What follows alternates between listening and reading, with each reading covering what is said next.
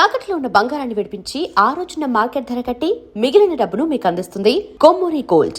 నేనేమన్నా అంటే ఆ ఏరియాలో నేను ఎప్పుడు తిరిగినా ఇక్కడ పోలీసుడు కొట్టిండు అక్కడ అంటే అవన్నీ గుర్తొస్తే నేను కూడా భలే హ్యాపీ అనిపిస్తుంది. అప్పటి నుంచి మిమిక్రీ చేస్తుంటే తర్వాత ఊరికి పోయిన తర్వాత మ్యారేజ్ చేసుకొని ఒక బాబు పుట్టినాక డివైడ్ అయిపోయినాం. అంటే చిన్నప్పటి నుంచి నాకు ఒక ఆశ, హోటల్లో పనిచేసిన రవీంద్ర భారత్కి వచ్చి ఆడ ప్రోగ్రామ్స్ అయ్యే దగ్గర కూర్చొని సినిమా వాళ్ళని చూసి అబ్బా అబ్బా అని పోతుంది. శ్రీరామచంద్రులు అని ఒక సినిమా ఉంది, రాశి హీరోయిన్, అందులో 100 days ఫంక్షన్ రవీంద్ర భారతిలో జరిగింది.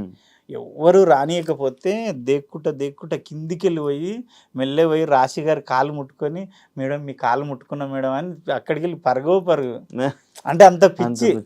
అప్పటి నుంచి పిచ్చి. అక్కడ ఇంకా ఊరికి వెళ్ళి మ్యారేజ్ చేసుకున్నాక డివైడ్ అయిపోయినా. ఇంట్లో అన్నయ్య నేను డివైడ్ అయినాక కంపెనీలో అమలు పని చేస్తుంటే అంటే ఇంట్లో అన్నదమ్ములు డివైడ్ అయిపోయినాక ఎవరి లైఫ్ వాళ్ళు చూసుకున్నప్పుడు అమలు పని చేస్తుంటే 4500 జీతం, 600 సంచులు మొయ్యాలి, 50 kgs 1 day. ఒక 20 రూపీస్ ఏదైనా ఛాయ్ లాగా గిఫ్ట్ ఇస్తారు. అప్పుడు మా ఆమె అన్నది, ఇంకా ఇట్లా ఎన్ని రోజులు పని చేస్తావు బావా, 4500 ఈ దుమ్ము ఎన్ని రోజులు మోస్తావు, నీ శాత కాదు, ఇబ్బంది అవుతుంది, నీకు సినిమాలు అంటే పిచ్చి కదా, సినిమాల్లోకి వెళ్ళి ట్రై చేయొచ్చు కదా అని. ఇక అమ్మాయి నేను కూర్చొని అమ్మాయి అన్నది, ఒక 3 years టైం ఇస్తా బావా, నా లైఫ్లో నువ్వొద్దు, నీ లైఫ్లో నేనొద్దు, నేను బాబుని చూసుకుంటా టైలరింగ్ చేసుకుంటా నేను బతుకుతా, నన్ను వదిలేసే, అంటే నన్ను పెద్దగా మైండ్లో పెట్టుకోకు, 3 years సక్సెస్ కాలేదు అంటే మళ్ళీ రా, మళ్ళీ ఏదో పని చేసుకుందాం అని పంపించింది. అమ్మాయి పంపించింది. ఒక 3 years అన్నది కానీ 5 years నాకు ప్రతి నెల 3000 వేసేది అకౌంట్లో.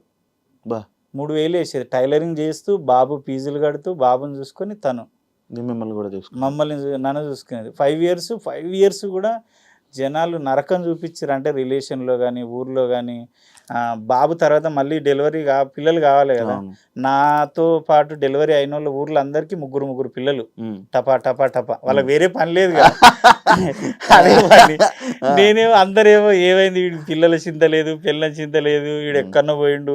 సినిమా వాళ్ళు అనేసరికి ఏం చేస్తారు విలేజ్లలో అంటే, అందమైన అమ్మాయిలు ఉంటారు, ఎవరు తీసుకొని పోతారులే. మా ఆమెకు 100 మంది చెప్పినా, మీ ఇంటికి వచ్చి మీ బిడ్డనైతే గెలుగుతలేడు, మీ పెళ్ళాలని అయితే ఏం అంటలేడు, పోతే పోని, నా మొగుడు నా ఇష్టం తను చెప్పేది.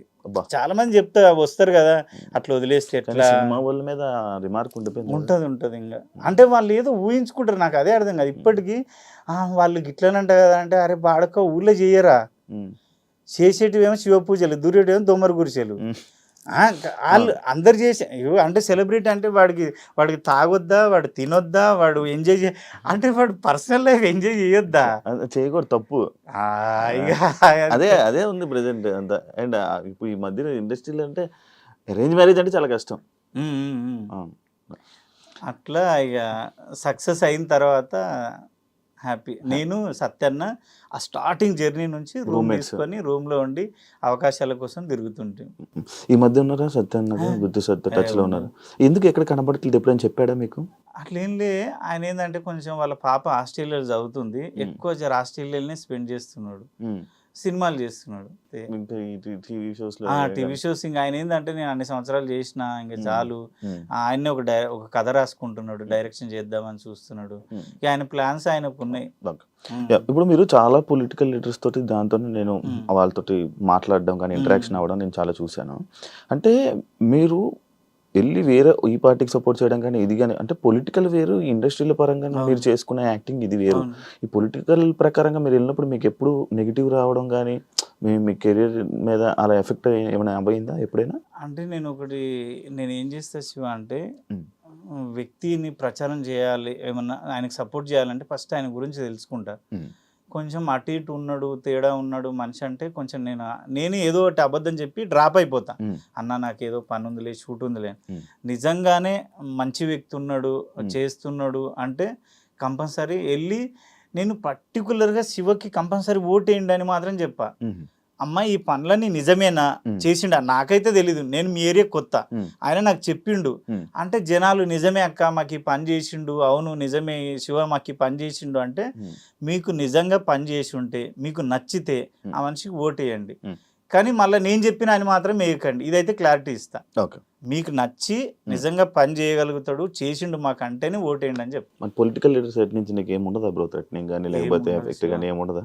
ఒకటి చెప్పనా, పొలిటికల్ లీడర్స్ అంటే ఎవరు తప్పుగా అనుకోవద్దు, నా ఎక్స్పీరియన్స్ ప్రకారం చెప్తున్నా, 10 years నుంచి చేస్తున్నా నేను. అప్పటికి మాత్రమే ఆ పూటకి నీతో పని అయిపోయిందా, చేసుకున్నామా, వదిలేసామా అంతే. ఎప్పుడన్నా ఏమన్నా కలిస్తే ప్రేమగా మాట్లాడతారు తప్ప, నాకు ఒకటి ఏంటంటే కొంచెం సెల్ఫ్ రెస్పెక్ట్ ఎక్కువ చిన్నప్పటి నుంచి. మా జబర్దస్త్లో కూడా నేను ఎవరిని ఏం అడగను, ఇన్నేళ్ళు అయింది కదా, ఒక్కరిని 1 రూపీ కూడా. ఎందుకు సత్యన్న 10 years రూమ్మేట్స్ ఇద్దరం, ఆయననే ఇంతవరకు నేను ₹1 అప్పు అడగలే. నేను నచ్చదా? ఎందుకో భయం అవుతుంది. అంటే నేను ఇప్పుడు శివ దగ్గర అడిగిన అనుకో, ఏదో ఒక రోజు శివకి వాడికి మస్తు పెట్టినా నేను అంటే నేను భరించలేను. ఆ మాట వద్దు. మనది ఉన్నా లేకున్నా ఉన్న దాంట్లో తిని ఉంటా. రిచ్గా బతకాలని నాకు ఇష్టం ఉండదు. మా ఇంటికి ఇప్పటికి నేను ఊర్లో ఉంటా, ఎంతమంది ఫ్యాన్స్ వస్తారు ఫోటోలు దిగడానికి, అక్క అక్క అక్క అని.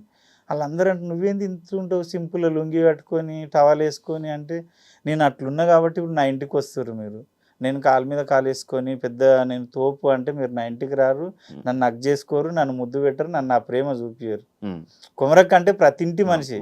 కొమరక్క అనేది నా దృష్టిలో సెలబ్రిటీ కాదు, కొమరక్క అనేది ఇంటి మనిషి, జనాల్లో ఇంటి మనిషి. మీ ఇంటి అనుకో మీ నాయనమ్మ, వాళ్ళ ఇంట్లో వాళ్ళ అత్త, వాళ్ళ ఇంట్లో వాళ్ళ అమ్మ, అట్లా ఫీల్ అవుతాను నేను. కొమరక్క లైక్ అంటే మీరు నార్మల్గా ఇలా ఈ గెటప్లు ఉన్నప్పుడు కూడా మిమ్మల్ని వచ్చి అక్క అక్క అంటే మీకు ఏం అనిపిదా? చాలా హ్యాపీ అనిపిస్తుంది తెలుసా.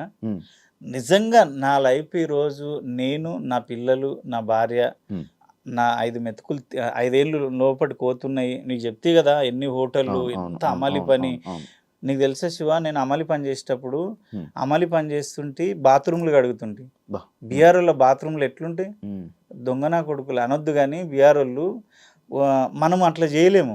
బాత్రూమ్ కూర్చున్న దగ్గర తుప ఉంచుతారు, అవి గోవాలు అవన్నీ వేసుకొని ఎంత నీట్గా గడుగుతుంటే అంటే వాడు షాక్ అవుతుండే, ఎంత బాగా గడుగుతావేంది, ఎవరు గడిగినా. నేను ఒకటే చెప్తా, ఏ పని చేసినా దేవుడితో సమానం.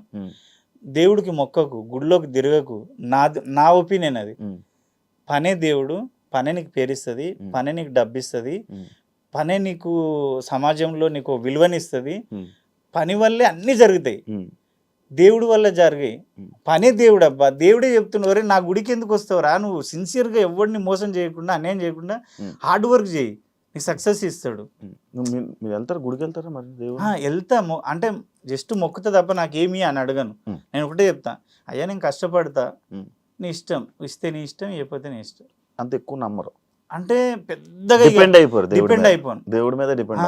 నా దృష్టిలో నీకు పనే దేవుడు. పని నువ్వు ఆలోచించు, ప్రాక్టికల్గా ఆలోచించు. పని ఉంటే ఆబ్వియస్లీ దేవుడు కూడా గుర్తురాడు కొన్నిసార్లు. అదే ఆయన దేవుడు కూడా ఏమంటుండంటే, ఒరే ఎవరిని మోసం చేయకు, ఎవరిని అన్యాయం చేయకు, ఎవరిని లాక్కోకు, నీ కళ్ళ ముందు ఉన్న పనిని దైవంతో పూజించినట్టు హార్డ్ వర్క్ చేయి. ఇప్పుడు నేను బాత్రూమ్లో అంత నీట్గా ఎందుకు అడిగినంటే, అరే ఈ బాత్రూమ్ అడగడం వల్ల 2000 వస్తే నా పిల్లలు తింటున్నారు, అదే కదా, అది కడగకపోతే అట్లా ఫీల్ అయితే అంతే.